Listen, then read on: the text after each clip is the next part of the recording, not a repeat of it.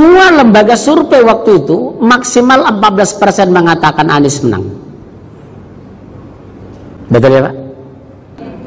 Terang-terangan potong kuping saya kalau menang Anies. Karena lembaga survei maksimal 14% pasti kalah. Kemarin menang atau kalah? Oleh sebab itu ibu jangan takut menghadapi pilpres dan sebagainya. Hanya satu sederhana, berdoa sungguh-sungguh, menangkan kami Allah, menangkan kami Allah, menangkan kami Allah.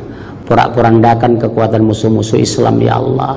Rasulullah bu, waktu pertempuran perang Khandaq itu parit, sudah diukur kekuatan lompatan kuda terjauh tidak mungkin mampu melangkahi itu. Parit yang dibangun oleh para sahabat. Karena Islam waktu itu 1000, orang kafir 10.000 bu. Saya ini dulu pendidikan militer. Tidak mungkin dalam teori militer mampu 1000 mengalahkan 10.000. Teori militer, teori otak, bukan teori Allah ini. Apa yang terjadi bunda?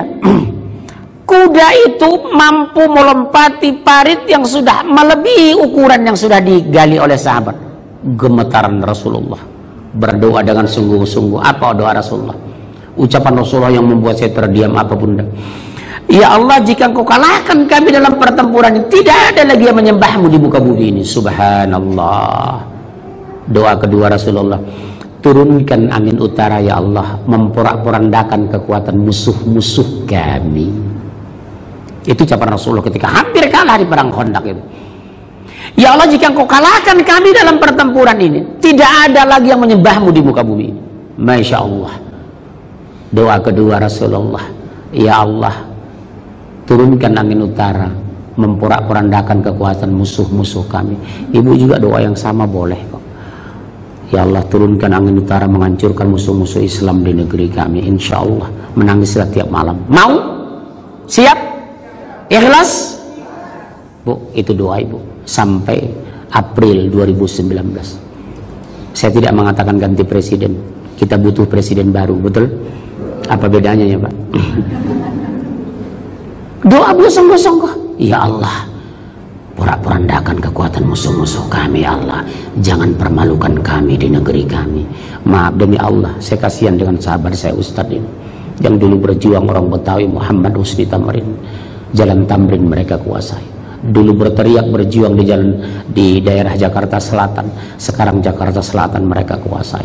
Saudara saya, sahabat saya seiman dengan saya orang Betawi, tergusur harus lari ke Depok. Masya Allah. Demi Allah. Kasihan gak bu kita lihat kita yang berjuang dulu Muhammad Husni Tamrin, sekarang menguasai jalan Tamrin mereka. Sepakat ya Pak? Kita harus kembalikan itu dengan kekuatan. Kekuatan apa? Ilmu. Kuliahkan anak bapak S2 S3 ke Melbourne Australia, ekonomi. Kuliahkan anak ibu teknik, kita kuasai kembali Indonesia. Lihat Malaysia diambil alih oleh Mahathir Muhammad. Masya Allah. Insya Allah bisa kok, insya Allah bisa. Ya bu ya, insya betul bu. Kita harus berhak di negeri ini memperjuangkan. Sebab kalau Islam pemimpin dia adil. Lihat Pak SBY, dia memimpin, semua agama ada menteri. Lihat Pak Jokowi jadi presiden, semua agama duduk jadi menteri, tapi mereka dari presiden, apa ibu diselamatkan? Iya, orang Islam itu kalau memimpin adil. Makanya kalau bapak pernah ke Inggris, Inggris sekarang 4 Pak wali kota dia. 2 diantaranya wali kota terbesar, London dengan Oxford. Padahal London kota terbesar di Eropa, wali kotanya muslim. Oxford wali kotanya muslim. Rotterdam di Belanda wali kota muslim, di Italia 2 wali kota muslim. Saya tanyakan, kenapa mereka mau memilih wali kota muslim padahal London Islam cuma 7%? Karena orang Islam itu jika diangkat profesional dan adil. Masya Allah. Betul Pak, silakan Bapak ke London. Silakan Bapak naik kendaraan darat ke Oxford, 2 jam 15 menit kita dari London ke Oxford. Kita bahagia sekali. Pemimpin tertinggi di sana orang muslim, saudara seiman kita, Masya Allah. Tapi adil bu, tidak melecehkan agama lain, tidak merendahkan kitab suci agama lain, fasilitas diberikan. Itulah kalau orang Islam memimpin. Saya bercita-cita jadi presiden, tapi nggak ada yang milih. Jangan ketawa bu, ngenyak itu. Ya terus ayat itu Pak. Setelah yang 15, Sesungguhnya dalam hati mereka kaum muslimin lebih takut daripada Allah. Yang demikian itu karena mereka orang-orang yang tidak mengerti. Apa Bu? Mereka kenapa sampai berbasa-basi di depan kita, menipu kita? Ternyata ada klarifikasi resmi, pernyataan resmi dari Allah. Kamu itu lebih dia takuti dari Allah. Dia tidak tahu kemunafikannya, nifaknya, penyakit hatinya, Allah tidak tahu. Sampai begitu pernyataan Allah itu. Kamu lebih ditakuti mereka dari aku, kata Allah. Artinya dengan manusia mereka berbasa-basi menyusun kata yang indah dan manis, ternyata ujungnya mengepung dan menghancurkan kita. Mereka lebih takut sama kamu daripada aku, kata Allah. Sampai begitu mereka itu. Dan itu kenyataan. Saya selalu korban, Bu. Sampai ada yang menuduh, berapa Anda dibayar bicara seperti itu? Subhanallah. Saya pernah mau dihabisi, Bu, sama mereka. Saya pernah disantet sama mereka. 6 bulan saya seperti jenazah dulu. Luar biasa. Apa mereka bilang? Hebat kamu ya Munzir. Saya santet pakai dukun dari Banten, kamu nggak mati. Bukan saya yang hebat. Kematian takdir belum sampai. Ibu bunuh diri juga kalau belum waktunya mati, nggak mati, Bu. Ibu melompat dari pohon juga kalau nggak mati paling pinggang patah kok.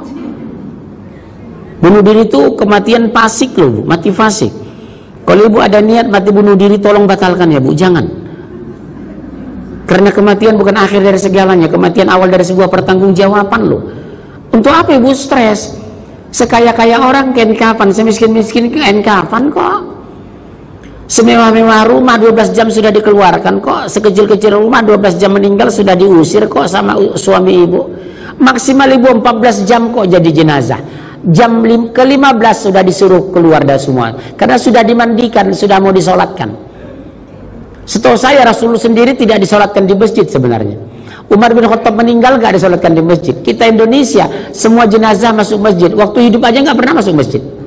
Masuk masjid cuma 2 kali dia. Pertama nikah, kedua jenazah. Sudah masuk yang kedua, tempatnya di depan lagi, depan imam. Masya Allah. Orang gak berani pun depan imam, dia langsung depan imam. Hebat kan jenazah itu? Sombong kan? Masya Allah.